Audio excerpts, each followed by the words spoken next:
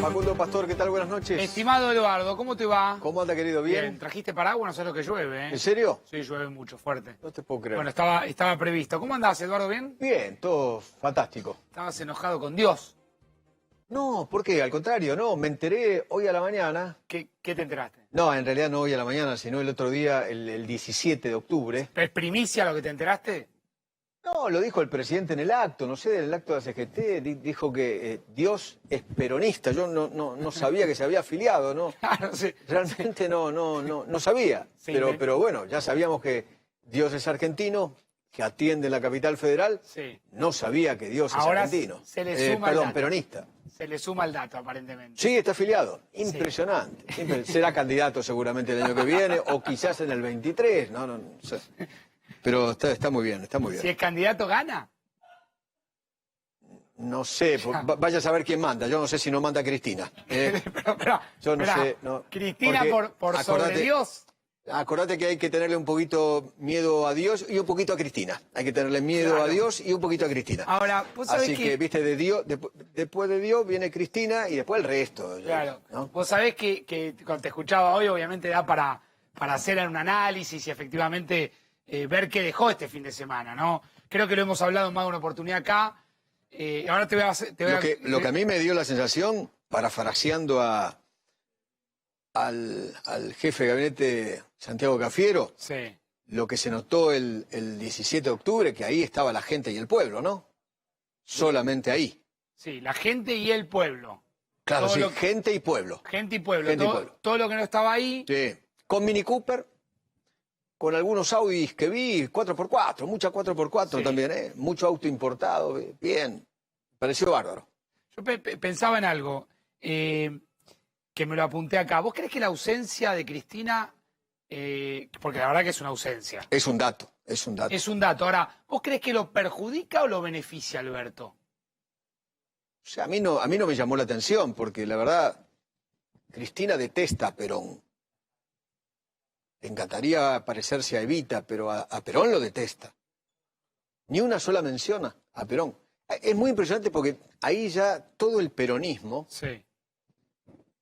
ni una flor le fueron a llevar a la tumba de Perón. Bueno, vos sabés que Ni ayer... una a San Vicente, No. ni una. No. Ni una Evita, ni una. No, Qué raro, vos- porque vos sabés que... es el día de la lealtad a Perón. Claro. ¿No? Vos sabés, Eduardo, que ayer lo escuchaba en este canal con Rolando, con Graña, a Claudio Negrete. ¿Lo ubicás a Claudio Negrete? Claudio escribió un libro que se llama La profanación. Lo escribió, es coautor de un libro. Por lo de las manos de Perón. Claro, ¿Recordaron sobre las lo manos? sucedido en 1987 con las manos de Perón. Claro. Un enigma, uno de los tantos enigmas que tiene este país.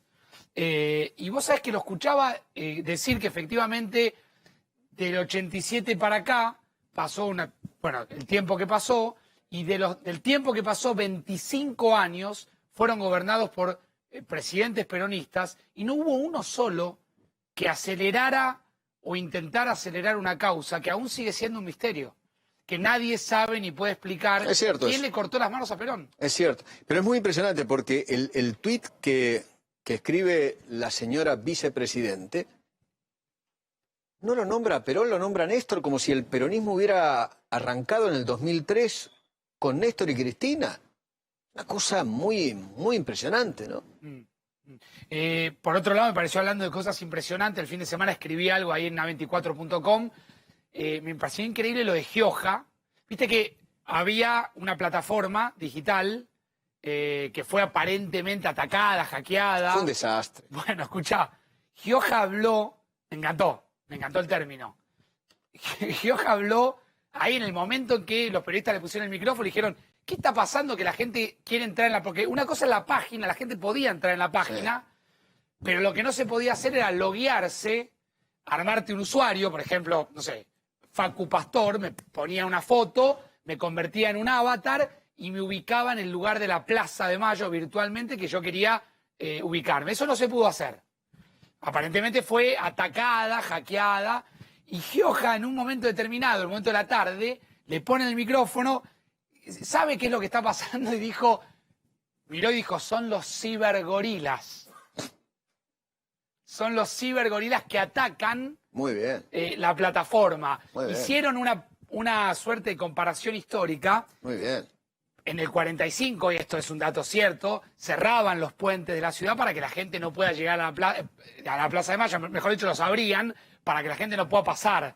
Y Gioja insistió con el tema y dijo, acá están haciendo lo mismo, es un ataque político que están haciendo para que no puedan penetrar y participar obviamente del Día de la Lealtad. Pero Daer le echó la culpa a la Cámpora. Del ataque. No del ataque, sino de no haber manejado profesionalmente esta virtualidad, ¿no? Sí.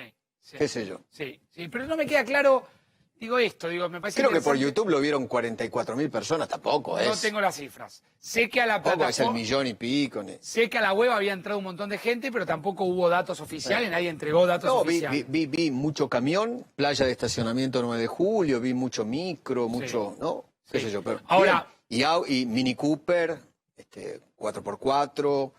Es lindo, qué sé yo, la vuelta a la plaza me pareció, muy bien. Y esto creo que lo hemos hablado, creo que la segunda o la tercera vez que lo hablamos, Eduardo, porque tampoco hubo tantos goles. Pero qué poco le dura...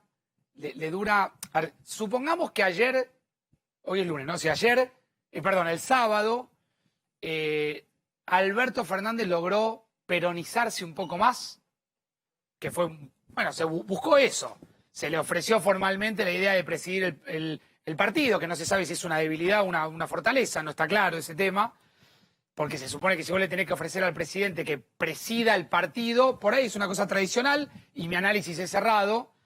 Ahora, en esta idea de peronizar, supongamos que se peronizó y que lo que pasó fue un acierto político para darle volumen político a este gobierno. Ahora, los goles le duran nada. Porque hoy el mercado le volvió a responder con 181 o 100, está es Potorno, porque Fausto 181 fue el récord de hoy. 181, sí. Con lo cual, ¿qué hay que hacer para tratar de tener confianza? Para mí hay desconfianza no solamente en el presidente, o no solamente en el equipo económico, sino también en el presidente, indudablemente. Cada vez que Guzmán hace un movimiento, el mercado le responde con el dólar para arriba. Bueno, por eso te digo, estamos hablando de un gobierno que tarde, caro, como lo quieras poner, terminó cerrando el acuerdo con los bonistas, 99%. ¿Y cuánto le duró? Es más, no solo una semana, creo que le duró. Eduardo, la crisis de confianza más fuerte de este gobierno se inició después de haber cerrado el acuerdo. Sí. Eso sí lo pensamos en términos económicos. Hoy lo hablaba con Dardo Gasparré, que es un analista económico, y él está convencido que el problema político se llama Cristina Fernández de Kirchner. Bueno, pero entonces vuelvo a la pregunta que yo te hacía. Y que ese problema político se traslada a la economía, y esto se viene dando desde las PASO del año pasado. Ante la expectativa de Cristina, iba a estar en el centro del poder, aún como número 2. Pero en realidad el poder pasa por el Instituto Patria, no pasa por la Casa de Gobierno. Por más que me quieran convencer, eso no ocurre. No ocurre. El problema económico tiene que ver justamente con las expectativas dadas de que la que maneja, la que tiene el poder en la República Argentina se llama Cristina Fernández de Kirchner. Claro, bueno, pero entonces ahí vuelvo... Y esto lo saben acá, lo saben afuera. Bueno, pero ahí hay un dilema político interesantísimo para analizar. Ya vamos a tener un debate interesante. Está Leandro Santoro sumándose, está Fausto Potorno para cerrar todas las cifras de la economía. Un día Leandro caliente. te va a decir seguramente que que nada, Feynman está equivocado, el poder está en la Casa de Gobierno. Se ríe, y Santoro. El presidente es Alberto Fernández, y el que manda. Hace con la cabeza. ¿Viste? Te dije, mirá, pero bueno, se puede... lo conozco de memoria. Sí, pero me gusta que Santoro pone la cara, ¿eh? Me parece... Sí, es un fenómeno. Lo quiero mucho. Ya está sentado.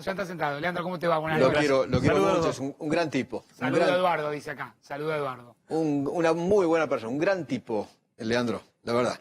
Te tengo un cariño enorme. Gracias.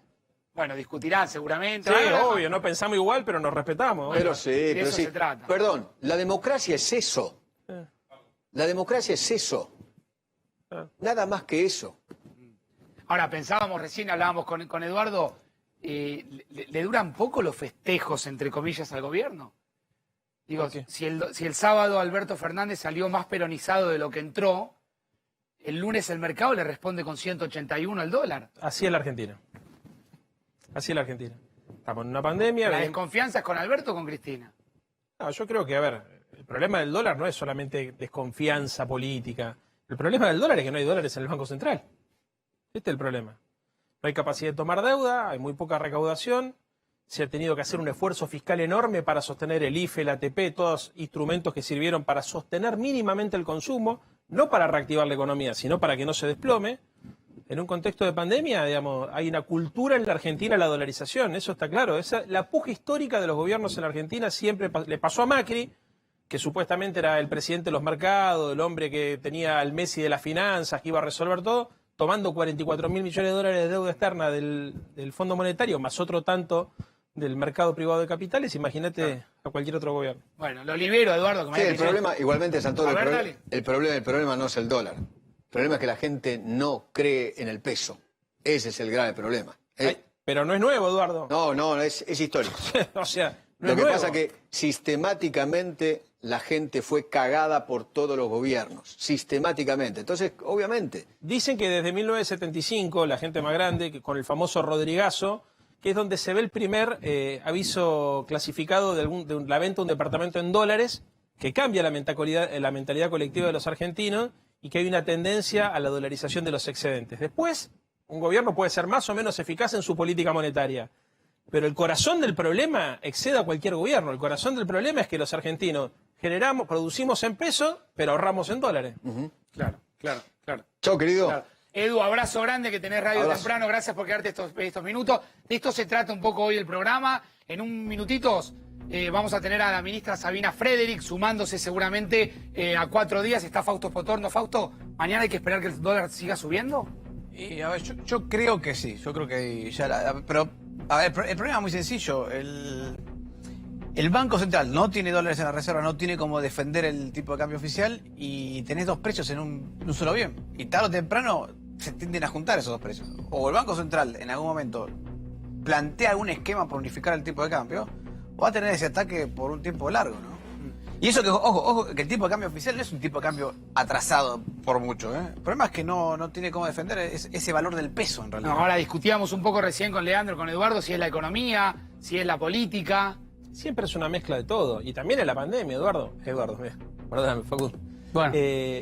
También es la pandemia. A ver, si la economía mundial se retrae, si hay recesión, si se complica muchísimo la recuperación del comercio internacional, a pesar de que hay superávit comercial, pero también es por una mala consecuencia. ¿Por qué? Porque se desplomaron las inversiones, se desplomaron las importaciones, la economía mundial está paralizada. La posibilidad de pensar, crear dólares comerciales genuinos, no para la Argentina, para cualquier país del continente y mucho más para los que vendemos materia prima o muy poco elaborada, es mucho peor. Entonces, es un contexto difícil. Yo insisto con lo mismo, mira, la Argentina tiene 1000 problemas estructurales, podés decir algunos gobiernos resuelven mejor unos problemas, otros gobiernos resuelven mejor otros. Ahora, el corsé, ¿qué significa? Una recesión de esta característica, con la imposibilidad para dinamizar la economía como consecuencia del virus, que es algo que no está en ningún manual de macroeconomía, o sea, porque cambia la conducta de los agentes económicos. Si vos tenés un peso, por ejemplo, o un dólar, ¿lo invertirías hoy en algún país del mundo para generar un negocio rentable y una inversión de riesgo? Probablemente la piense 2 veces. ¿Qué diría cualquier agente económico razonable? Esperemos a ver qué pasa, pero no si vive en la Argentina, si vive en cualquier país del planeta. Esto es lo que está pasando a todos. Claro. Bueno, en un ratito debatimos, discutimos. Sí. Fausto, me parece que tenés una mirada distinta. ¿Vos crees que la desconfianza es sobre el presidente o sobre la vicepresidenta? Sobre la Argentina. Para mí es un problema de la Argentina. No es un problema. El problema es que no es confiable el peso, no es confiable la deuda argentina, no es confiable la política económica, que no existe en este momento. Entonces, no hay confianza. Y cuando no hay confianza, obviamente el mercado va a tender a una estrategia completamente defensiva en cuanto al mercado, cómo ahorrar. Y la estrategia defensiva es comprar dólares. Eso en cuanto a los riscos. Y después, del lado de la actividad económica, tampoco es fácil hacer negocio en Argentina. Ni con pandemia, ni sin pandemia. Aún si hubieras tenido la pandemia, hacer negocio en Argentina es bueno, difícil. Y después estaría bueno que discutamos desde lo económico y lo político, ¿qué le puede devolver efectivamente confianza al gobierno? ¿Qué tiene que hacer el gobierno para que esto que vos estás describiendo, que un poco también analiza Leandro, no siga sucediendo? Porque, nadie sabe cómo termina el nivel de desconfianza. No, a ver, para mí tenés que atacar dos problemas. Uno es el tema fiscal. O sea, podés hablar de la pandemia y todos los problemas, pero el problema es que más duro que eso es que no tenés caja para resolver el problema. Claro. No tenés. Entonces, si vos vas a prometerle al mercado que vas a emitir un montón de pesos el año que viene, ya sea para pagar los intereses, la LELIX y los pases, que es lo mismo que le pasaba a Macri en un momento, y además para financiar el déficit fiscal, ¿cómo generas confianza en el peso? Es decir, bueno, confía en el peso que te va a inundar de pesos el año que viene y de acá a fin de año también. Entonces, esa es la primera visión que tiene el mercado. Entonces tenés que atacar de alguna forma el tema fiscal. Tenés que tratar de unificar el mercado cambiario. No podés seguir con el cepo. El cepo cambiario te mata la inversión y te va a hacer... Pero si no hay cepo cambiario, bueno, ahora lo discutimos. No, si no hay cepo cambiario, vas a decir, che, ¿puedo tener un problema inflacionario? Es que ya lo tenés. Ahora lo discutimos y Spillman ya se prepara también para contarnos cómo recibió Juntos por el Cambio lo que fue la jornada de la caravana y la movilización que hubo por el Día de la Lealtad. En minutitos, ¿sí? En minutitos hablamos de economía, hablamos de las medidas que está tomando el gobierno para tratar de parar la escalada del dólar. Por supuesto, discutimos, debatimos con Santoro y con Fausto Espotorno. Está la ministra de Seguridad, Sabina Frederick, escuchándonos. Ministra, ¿cómo le va? Buenas noches. Hola, Facundo, ¿cómo está? Buenas noches. Bien, buenas noches. Ministra, lo primero que le pregunto es un poco lo que estábamos charlando, conversando recién. ¿Hay desconfianza política en la figura del presidente? ¿Desconfianza política en la figura del presidente? La verdad es que me parece que en absoluto. O sea, yo creo que hay un porcentaje alto de la población argentina que lo votó, que confió en la fórmula Alberto Fernández, Cristina Fernández de Kirchner, que tuvo a una fórmula y un gobierno trabajando intensamente 3 meses hasta que vino la emergencia sanitaria. Confió en las decisiones del gobierno nacional, del presidente, de cuidarnos a todos. Y bueno, la salida de esta situación progresiva, lenta, difícil, bueno, hace que por supuesto haya quienes manifiestan su descontento, pero lo que se vio el sábado, creo yo, es un apoyo muy importante al gobierno nacional, que se manifestó en la calle, que se expresó pacíficamente, que dio muestras de la confianza y de la apuesta a este gobierno, que la verdad es que recién empieza, ¿no? Tiene 10 meses, 7 de los cuales han sido realmente muy particulares, muy difíciles para todos, y bueno, me parece que lo del sábado nos llena de aliento, ¿no? A todos. Claro, yo decía recién, ministra, que lo que se buscó fue intentar peronizar un poco más la figura de Alberto Fernández para tratar de darle volumen político. ¿Usted coincide con esto? Hubo apoyo desde sectores sindicales, hubo una caravana con mucha gente. ¿Cómo se vivió adentro del equipo de Alberto? A mí me parece que no hay que peronizarlo al presidente. El presidente es manifiestamente peronista.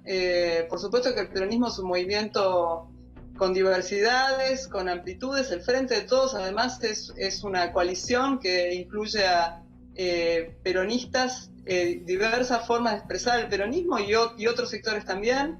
Y me parece que el presidente Alberto Fernández es una buena síntesis de todo eso, y el sábado creo que lo que se hizo fue ratificar esa síntesis de sectores muy disímiles, porque la verdad que ahí se ven en las imágenes a los camiones, pero también hubo muchísima gente que se manifestó a pie en sus vehículos, sin ninguna filiación sindical o de agrupación partidaria específica, ¿no? Y me parece que eso es el Frente de Todos. Claro.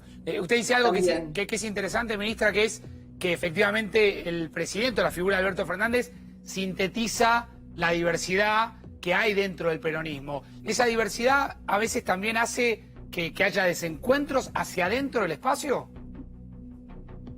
No, la verdad es que yo no creo que haya desencuentros. Creo que hay diferencias, hay debates, hay discusiones, hay acuerdos y hay la síntesis del presidente y también de la vicepresidenta, que forma parte también de las decisiones que se toman, en el sentido de que hay sectores que expresan esas diferencias que son, insisto, parte fundamental de este frente, que me parece que apuesta a una democracia más institucionalizada, más fuerte, más sólida, donde la disidencia y la diferencia también tenga un lugar y una tramitación institucional.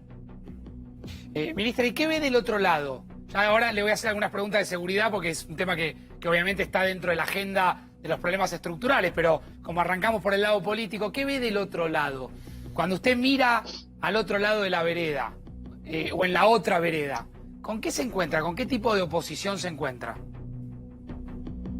También me parece que del otro lado hay una diversidad bastante grande y me parece que a diferencia del Frente de Todos, lo que está del otro lado es una oposición que está tratando de hacer pie, porque sufrió una derrota importante el año pasado, porque el presidente Mauricio Macri no pudo reelegir, algo que implica un golpe, lo mismo que la gobernadora, ¿no?, de la provincia de Buenos Aires. Me parece que eso ha generado un sacudón en la oposición, y la oposición se está recomponiendo. Hemos escuchado voces dentro de esa coalición que se han manifestado justamente a favor de una autocrítica acerca de lo que ocurrió, y creo que lo que está ocurriendo es eso, y también lo que ocurre es que hay ciertos descontentos. Me parece que la oposición quiere capitalizar, y a mi modo de ver, por lo que se manifiesta en estas expresiones que hubo en los meses pasados, no alcanza a catalizar una demanda, ¿no?, concreta de muchos de esos sectores que se aglutinan en torno a quejas que son muy variopintas, ¿no? Claro. Ministra, en materia de seguridad, le hago ya más con su expertise y con su especialidad. ¿Estamos frente a una sociedad que se puso más violenta en todos los días que venimos llevando de la cuarentena? Bueno, a nosotros este es uno de los temas que nos preocupa, porque lo que se ha puesto de manifiesto a medida que se fueron flexibilizando, sobre todo las restricciones a la circulación que hubo los 2-3 primeros meses de aislamiento preventivo y obligatorio, es que lo que aumentaron fueron los homicidios. Hechos de violencia extrema que en pocas ocasiones se producen por robos, aunque hay, por supuesto, muchos homicidios que ocurren, digamos, en circunstancias de este tipo de delitos, pero hay muchos otros que son ajustes de cuenta, digamos, que están catalogados como ajustes de cuenta. Algunos son femicidios, formas de dirimir conflictos con el uso de la fuerza, claro, ya sea con armas de fuego o con armas blancas. Pero ese indicador que viene siendo una tendencia, lamentablemente, en los últimos 3 meses, es el que más nos preocupa y nos ocupa al mismo tiempo, ¿no? Es un poco lo que estamos tratando de reforzar como medidas de seguridad preventiva, tanto en la provincia de Buenos Aires, en el Gran Buenos Aires. En Ciudad de Buenos Aires nosotros tenemos seguridad ciudadana en la 1114, en la 2124, Zabaleta, así que son lugares que sabemos que son bastante conflictivos, y también en Rosario, ¿no?, en Santa Fe, que es uno de los lugares donde tenemos ya una tendencia más histórica, ¿no?, a tasas de homicidios altas, pero especialmente, bueno, en estos meses se ha ido recrudeciendo. Claro. Se suma Spillman con una pregunta. A ver, Ezequiel, dale. ¿Cómo le va, ministra? Muy buenas noches. Le quiero hacer 2 consultas. La primera con un tema que tuvo alguna declaración polémica de su parte con respecto a las tomas, los desalojos. Quería saber si nos puede explicar cuál es su posición efectivamente frente a las tomas. Tenemos una en Río Negro, tenemos el caso de Guernica.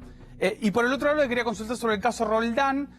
¿Cuál era su evaluación ahora tomando más distancia? Había leído por ahí también que había dicho que no había accionado la policía de la ciudad. También si sigue pensando eso, o ahora lo ve a la distancia y se dio cuenta que era un caso bastante difícil de dilucidar, ¿no? Mira, respecto de las tomas de tierra, yo me he manifestado varias veces. O sea, yo como ministra de Seguridad conduzco 4 fuerzas federales que son auxiliares de la justicia federal. Nosotros tomamos intervención en las tomas de tierras de acuerdo al criterio que adopta cada juzgado, cada juez federal. Hemos tenido, en lo que va de nuestra gestión, intervención en una toma que se produjo en el barrio Los Hornos, en La Plata. Nosotros ahí, de acuerdo a la decisión del juez, estamos custodiando el predio, Hemos también tenido intervención en una toma en el ferrocarril Mitre, en la estación Victoria. Ahí hubo orden de desalojo y la Policía Federal fue la que se ocupó, bajo la orden de la jueza Arroyo Salgado, de realizar el desalojo. Y no tenemos intervención en la toma actual del Foguel. Claro, en Guernica, ministra. Claro, porque ahí Bernie se quejó de que no le habían puesto fuerzas federales para poder hacerlo antes, lo debe haber escuchado. ¿Fue así o nunca le solicitó el juez que le envíe fuerzas federales? ¿Qué pasó ahí? No, y además el ministro sabe bien esto, de hecho él ha mencionado su trabajo de preparación de un eventual desalojo. Nosotros nunca tuvimos ningún tipo de intervención ni pedido de la justicia porque tramita en la justicia ordinaria, es un previo básicamente conformado por lotes de propiedad privada, algunos por lo que sé tampoco está muy claro cuál es el origen de la propiedad. Nosotros no tenemos ninguna intervención. Ustedes saben que quien está ahí trabajando muy intensamente, muy responsablemente, muy profesionalmente es el ministro de Desarrollo de la Comunidad, Andrés Larroque, que viene, la verdad, que avanzando bastante exitosamente en la negociación, algo que nosotros queremos destacar porque nos parece que es un camino que permite de alguna manera intentarlo todo antes de un desalojo, que siempre puede ser costoso, ¿no?, en términos de vidas. Así que nuestra posición es esa, es cumplir con los dictámenes que establece la justicia e intervenir en consecuencia. Ministra, ¿y qué está pasando en el sur? Se logró el desalojo del Foguel, pero no así la situación en Mascardi, que es muy complicada, donde incluso hoy atacaron el auto, la camioneta donde iba la gobernadora. ¿Qué mirada tiene de lo que está pasando? Porque hay mucha preocupación con el tema.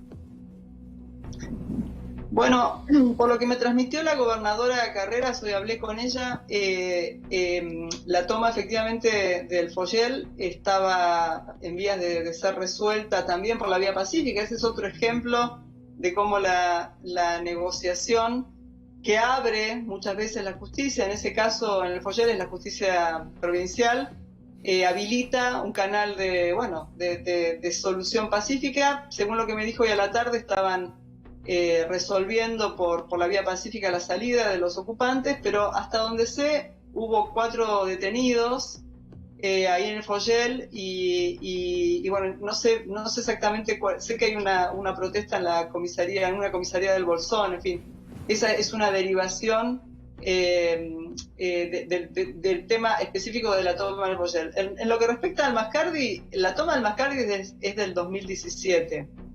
Es una toma vieja que se produce durante el gobierno de Mauricio Macri, y ahí todos recordamos la ministra Burlich, por decisión de la justicia también, desaloja el predio, mejor dicho, intenta desalojar el predio con la Policía Federal Argentina en Villa Mascardi, y ese desalojo fue un desalojo fallido porque 4 días después la Prefectura Naval hace una inspección con el Grupo Albatros, y en esa inspección se produce la muerte de Rafael Nahuel.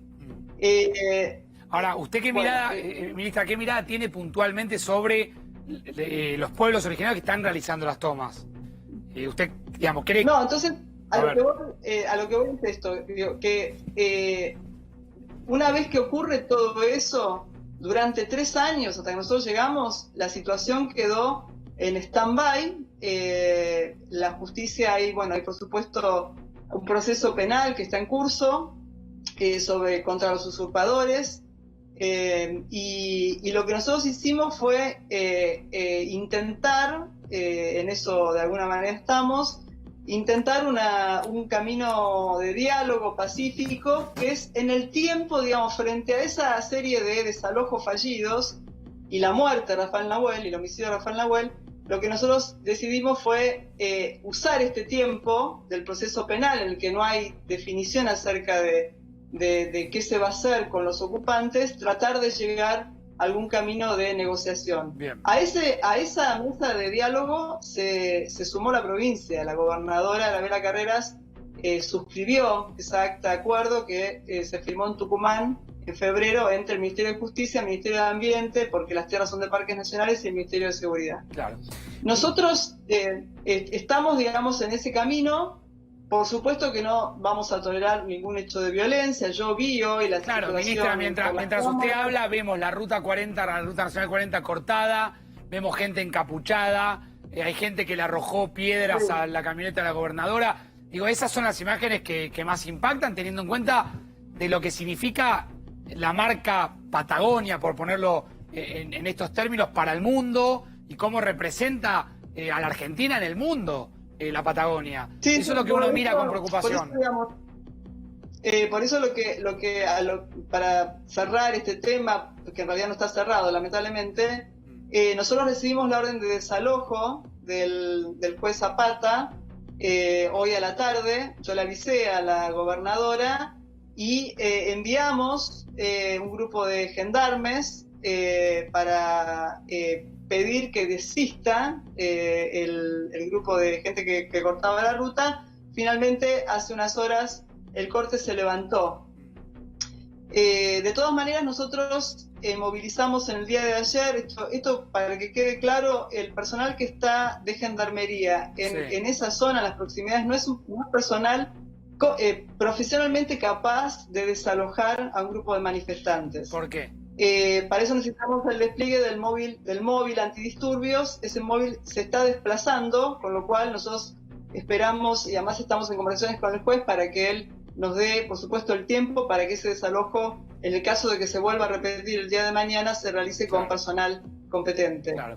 Nosotros estamos, por supuesto, totalmente en contra de lo que ocurrió. Yo vi perfectamente a las dos personas que estaban tirando piedras. La gobernadora luego en la televisión dijo que su auto no había sido apedreado. Le preguntaron 3 veces y ella dijo que no.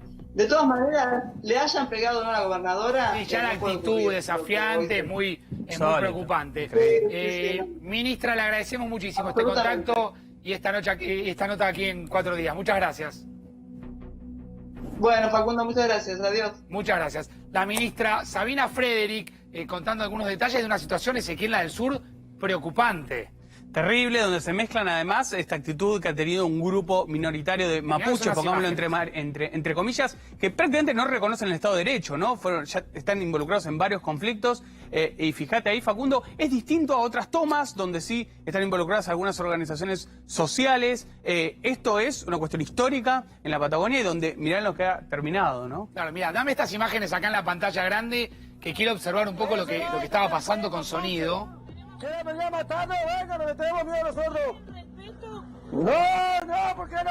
Este es el corte de la Ruta 40, lo que hablábamos recién con la ministra Sabina Frey, que dejó algunas definiciones de lo que está sucediendo. La gente de gendarmería que está en el lugar no tiene la capacidad operativa para hacer un desalojo. Hay que mandar un móvil especial que tiene que ir acompañado, lógicamente, por la justicia para hacer un desalojo. Esto es Ruta Nacional 40, una ruta que une prácticamente y atraviesa parte a la mitad todo el país. Tómensela acá. Tómensela, este territorio mapuche. Hoy me contaban, Facu, ¿esa es la gobernadora? dentro de la camioneta. No, ¿por qué no viene en otra situación? Que viene a hablar ahora. Lo que hay que diferenciar es la situación del Mascardi, donde hay tierras federales involucradas, de la situación del Follel, que es una situación donde son tierras privadas. Digo, el tratamiento es completamente distinto, pero esto tiene un impacto grave, Ezequiel, en lo que es, digamos, las noticias a nivel mundial. La Patagonia es, insisto, una marca vinculada a la Argentina y no es la primera vez que se viene dando. Y lo del Follel se estiró durante bastante tiempo. Lo contaba la ministra, 3 años por lo menos, en los cuales no podían terminar de resolver el conflicto. Vos sabés que hoy me contaban, Facu, que una de las cuestiones que pasa con este tipo de conflictos es que la justicia federal, los fiscales federales muchas veces tienen temor a terminar de intervenir, Facu, y hasta que no terminan de recorrer el predio, de tener el panorama de cómo está, si están las fuerzas federales, tardan mucho tiempo y en ese periplo ya tenés el conflicto instalado. Con lo cual, por supuesto, hoy estamos viendo un conflicto histórico, ahora ya atacando a la gobernadora, ¿no? Creo que esto no lo habíamos visto. Sí, y no lo vimos cuando cuando estaba a un medio de prensa, atacaron equipo a un periodista. De TN. Si bien la gobernadora Carreras trató de minimizar el tema, parece que fue una definición más política, tratando de que no escale el conflicto político, diciendo, bueno, sí, fue una... Ahora, había encapuchados, había gente cortando hubo piedrazos, y para parar esta situación ni siquiera están los efectivos adecuados, porque están obviamente en camino y están llegando. ¿Esto también genera desconfianza, Leandro? Mirá, yo me reía recién porque cuando vos le preguntaste por la desconfianza, vos pensabas en los mercados y la ministra te respondió en la gente. Depende en quién. La Argentina es un país que obviamente siempre tiene conflictividad social. Está claro eso. Yo no creo que los problemas macroeconómicos se deban a que los mapuches están cortando la ruta 40. No, pero cuando se empieza a instalar una situación así, se empieza a hablar de inseguridad jurídica, se empieza a hablar de una situación de tensión, Facu, de convivencia, con una situación de... Facu, ¿vos viste lo que pasó en Chile? Sí, claro, no, un desastre. Un desastre. ¿Y lo que viene pasando en Bolivia, por ejemplo? Sí, sí. O sea, la región es una región muy inestable. Y es muy inestable y la pandemia fragiliza mucho más las estructuras precarias, laborales, sociales, sanitarias. Nosotros somos un país del tercer mundo, o sea, esto hay que tenerlo. A veces nos comparamos con Europa, pero perdemos de vista que la región es una región muy frágil. Entonces, cuando cae, por ejemplo, el poder adquisitivo del salario, cuando aumentan los precios, cuando los servicios públicos se encarecen, todas las comunidades se ponen más nerviosas y reaccionan de esta manera. Por eso creo que hay que ser muy cuidadoso cuando uno recomienda planes de ajuste fiscal. Porque a todas las restricciones que existen, yo no las niego, hay que agregar una restricción que algunos economistas olvidan, que son las restricciones sociales. A ver, Fausto. No, que justamente estamos pensando en eso. Vos perdiste en Argentina 4 millones de puestos de trabajo en el segundo trimestre. 4 millones. Tasa de desempleo medida metiendo esos 4 millones es 29%. ¿Y cómo vas a recuperar esos puestos de trabajo? Porque si vas a reventar fiscalmente a las empresas, porque el problema es que si vos el ajuste no lo hace el Estado, lo va a terminar haciendo el sector privado. Y si lo hace el sector privado, lo hace con despidos y menos salarios. Entonces, la pregunta es, ¿cómo hacemos para generar empleo y trabajo? Pero para eso tenés que tener seguridad jurídica, es clave. Yo en este punto sí estoy de acuerdo con Leandro. A ver, el tema es cómo lo resuelve el gobierno. Si problemas de este tipo puede haber en todos lados. Ahora, ¿cómo resuelve el gobierno? Va a dar una pauta de si genera confianza o no confianza. Lo que pasa es que sí, en el medio del mercado cuando mira. El mercado lo que quiere es seguridad jurídica en general. Cuando lo que mostrábamos recién. Bueno, pero lo que pasa es que la seguridad... Sí, pero vos querés la resolución de conflictos. ¿Qué tan rápido y qué tan bien se resuelven los conflictos? Vos podés ir a Estados Unidos, por ejemplo, invertir en un lugar y que el proveedor te perjudique. Iba a decir una peor palabra, pero no te pague, ponele. Entendí. Pero ¿cuál es la diferencia en Estados Unidos? Que vas al juez, el juez decide relativamente rápido y se resuelve el problema. Y la ley se aplica. Entonces acá pasa lo mismo. Vos querés resolución de problemas a nivel judicial, que es la seguridad jurídica. No es que no haya problemas, los problemas los va a haber. El problema es que se resuelvan y se resuelvan bien y rápido. En segundo lugar, querés mantener el valor o cierta estabilidad económica. Ahí estamos hablando de inflación, etcétera. Que yo hago un negocio y que más o menos yo proyecto... A ver, ¿cómo hace un tipo que pone un comercio en cualquier parte del mundo? Yo espero vender 100, ganar en estos costos. Un mínimo plan de negocio. Un mínimo plan, bueno, eso lo puedo cumplir. Vos hablás en Argentina aún si cumplís tus resultados, aún si vos vendés lo que pensás vender, de ahí a que te salga... Yo te pregunté en el comienzo del programa si era la desconfianza sobre Cristina o sobre Alberto, vos me respondiste sobre Argentina. Sobre Argentina, claro. ¿Sí, vos coincidís en esa mirada, Leandro? Entiendo que sí, por lo que viene diciendo. Sí, capaz que estamos diciendo cosas distintas, pero en principio sí, pero porque... A ver, yo no creo que sea correcta la personalización en la política. Ningún fondo de inversiones, ningún fondo importante que maneje dinero importante para hacer inversiones productivas, de las que nos interesan, las que generan puestos de trabajo, se ponen demasiado a pensar si el que toma la decisión es Alberto o Cristina. ¿Por qué? Porque hay una lógica mundial. ¿Sabe lo que buscan los fondos de inversiones? Ganar dinero. Ganar guita, claro. Claro. Entonces, hay inversiones que funcionan en países donde directamente no existe división de poderes, ¿viste? Donde hay guerras civiles y sin embargo hay inversiones que llegan y que funcionan. El problema es que en el mundo hoy la tasa de inversión mundial está por el piso. Se desplomó. ¿Por qué se desplomó? Y bueno, porque además de la inseguridad jurídica, hay otro tipo de inseguridad que es la que se genera en relación a la expectativa con el futuro. Nadie tiene claro cómo va a evolucionar el mundo si no aparece rápido la vacuna. Y una vez que aparezca la vacuna hay que ver cómo funciona. Porque la economía, en definitiva, es intercambio de bienes, servicios, ¿no es cierto? O sea, y ese intercambio, esa interrelación entre los seres humanos está todo el tiempo tabicada.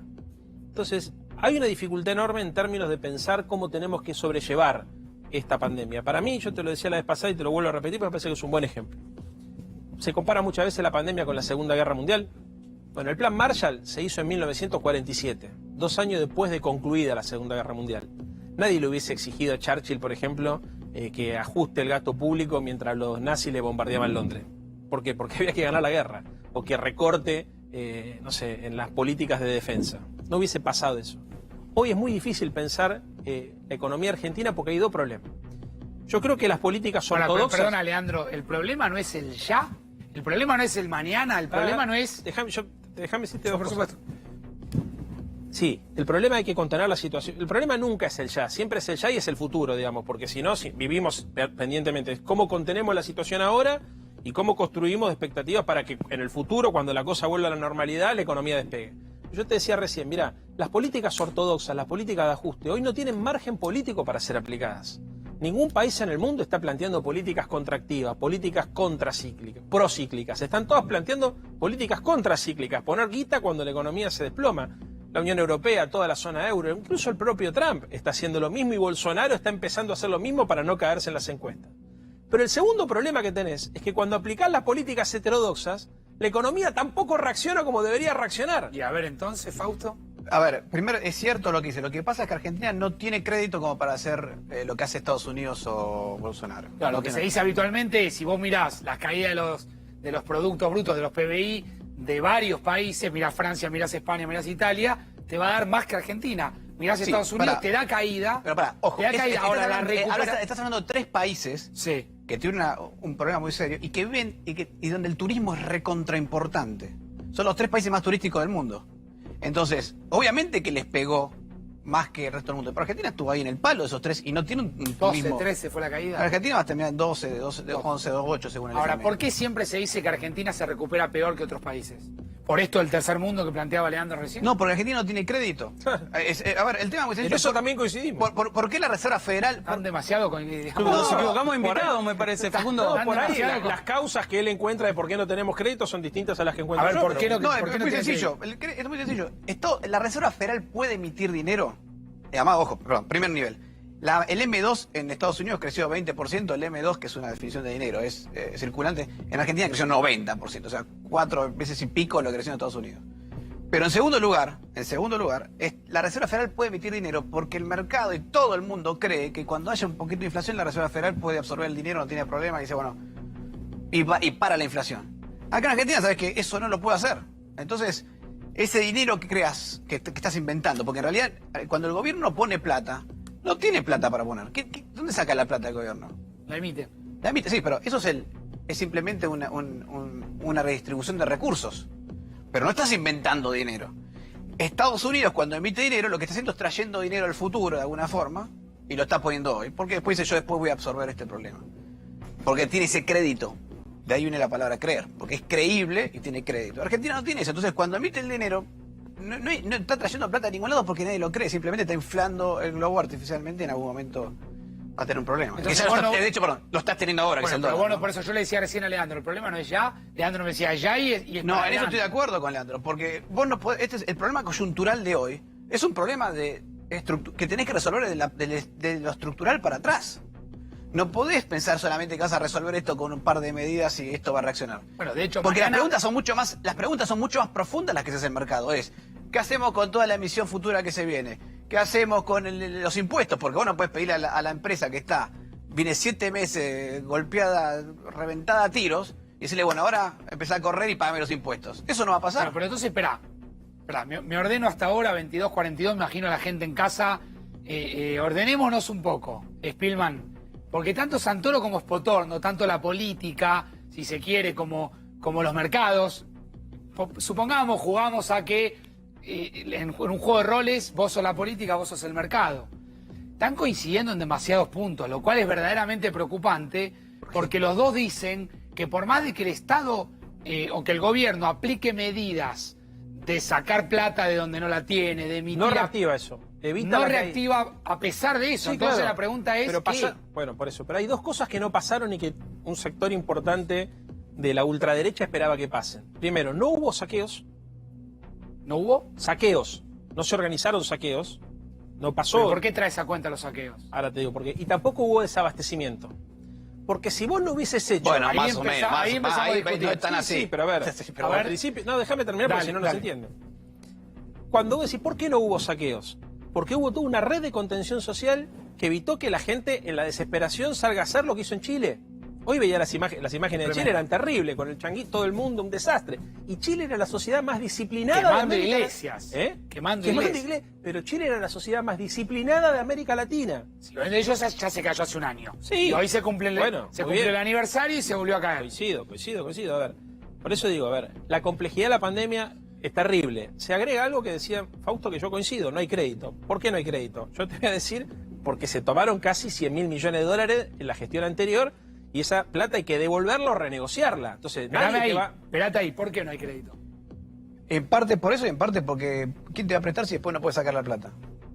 Ese punto es fundamental, ¿eh? A ver, es cierto que no es la condición suficiente, pero la necesaria es, che, si yo te presto plata, cuando me pagás, ¿la puedo sacar? No, entonces No, ni empezamos ni a hoy no sentarnos a discutir. Hoy el control de capitales no funciona para eso, ¿eh? Para eso no funciona. No. Hoy, si vos, por ejemplo, traes una inversión, la puedes sacar. No, eso para eso pero hoy ¿puedes pagar dividendos? Digamos, si vos, por ejemplo, si tomaras un crédito, si por ejemplo, si nosotros tuviéramos condiciones para ir al BID, que de hecho algunos créditos van a pero vos salir. estás pensando en el sector privado. ¿Yo puedo pagar dividendos hoy? Si vos tuvieses, sí, lo tenés que pedir autorización, digamos. Sí, obviamente.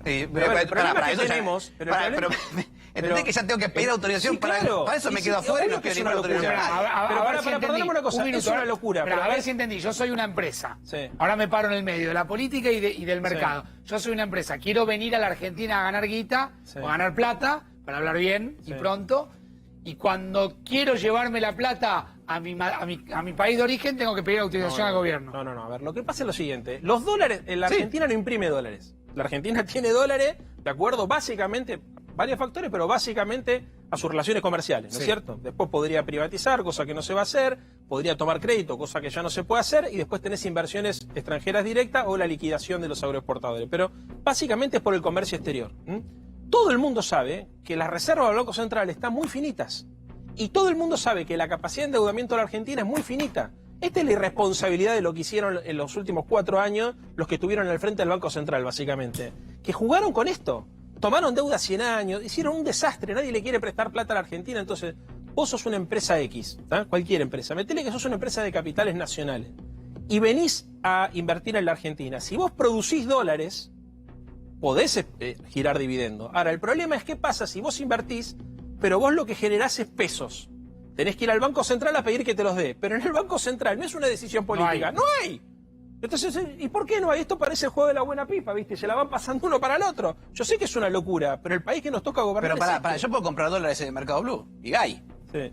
Entonces no es un problema de que no hay. No, bueno, no. Pero que si vos me decís... ¿Cuánto es un mercado chiquitito? ¿Cuánto mueve el Blue hoy? ¿A qué palos? Y ¿y el MEP cuánto mueve? 200 millones por día, pesos. Y bueno, pero escucha, es muy sencillo. Si no hay dólares, porque yo los quiero pagar un precio que el mercado no vos decís, no hay dólares porque hay una restricción. Escuchame, yo también me quiero comprar una Ferrari a $20,000. ¿Sabes qué? No hay.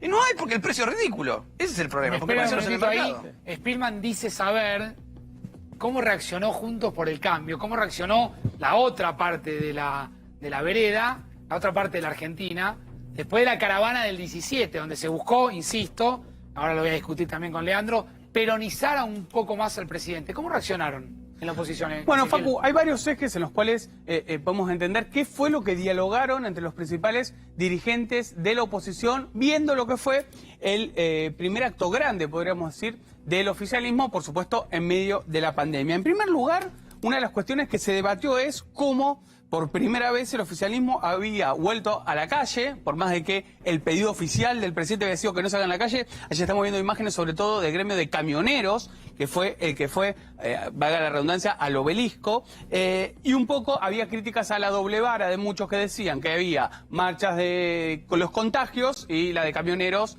también tendría que haber sido una marcha de los contagios, ¿Inquietó la oposición o no los inquietó? Porque el fin de semana se escribió mucho esa metáfora de le tironearon del bigote al león.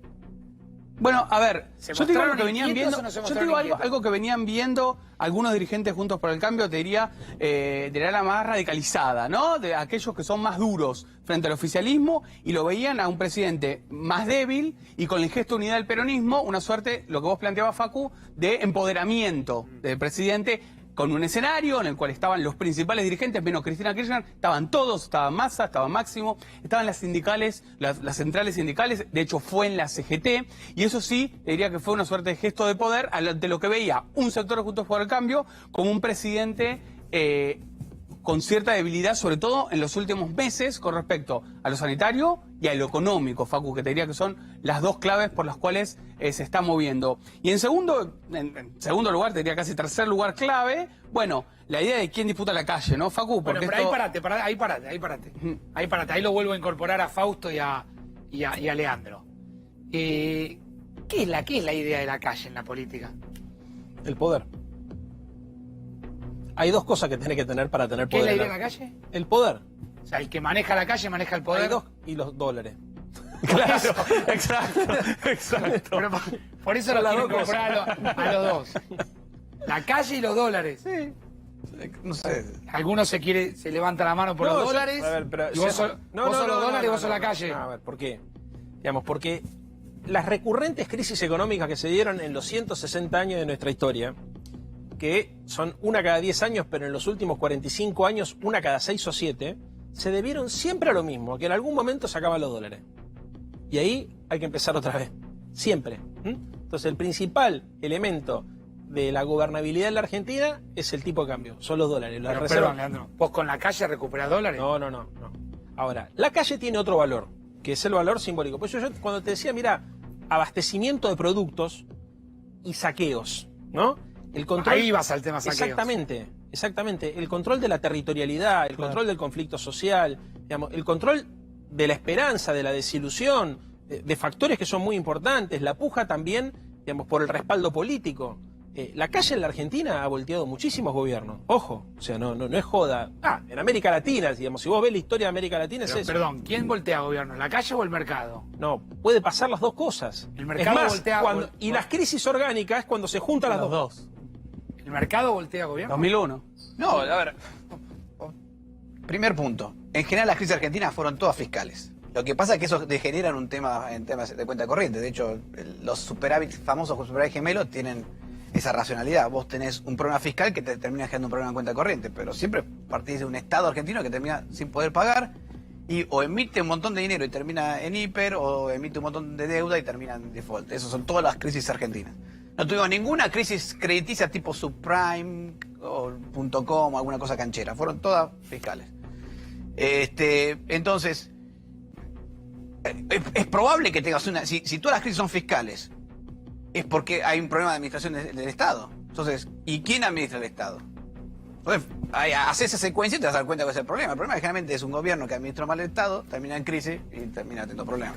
Hablando de la no calle, es- Filman en una ¿Ves? línea. Ahí tenemos la A lectura ver. distinta.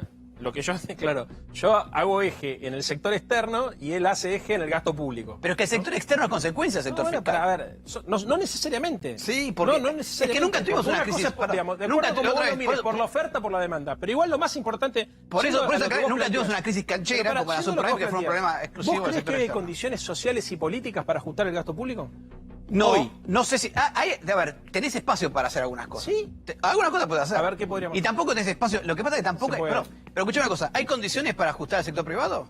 No, a ver. Entonces, no, pará, decime muy sencillo. Porque Pero cada vez ¿cómo que- va? Si, vos porque fijate, o hay cobras impuestos y 360.000 empresas que el Estado les está pagando la mitad de lo, incluso a esta, digamos, Pero por poner esta, digamos, la mayoría de las empresas privadas reciben el ATP que le permitió pagarle la mitad de los sueldos a sus empleadores, a sus empleados. Sí, es para una cuarentena extra larga que puso el Estado. Sí. Y que sabía que tenía que ser muy eficiente en eso, que no podía tener 25.000 años de cuarentena porque la economía argentina no respondía. No. Y se lo dijo varias veces. Entonces, Obviamente sí. Se Pero también, pasó de pero roca por con otro la lado, cuarentena, decimos, generó una crisis che, 1 económica. millón de infectados. O sea, el problema es que es muy complejo esto, ¿me entendés? Bueno, Porque pero lo por que, eso Argentina lo que cambia verdaderamente cualquier análisis es la aparición del virus. Pues la aparición del virus es, che, a ver, hoy el Estado tiene... A ver, yo te pregunto a vos, Facundo, voy a ser de entrevistador. Dale.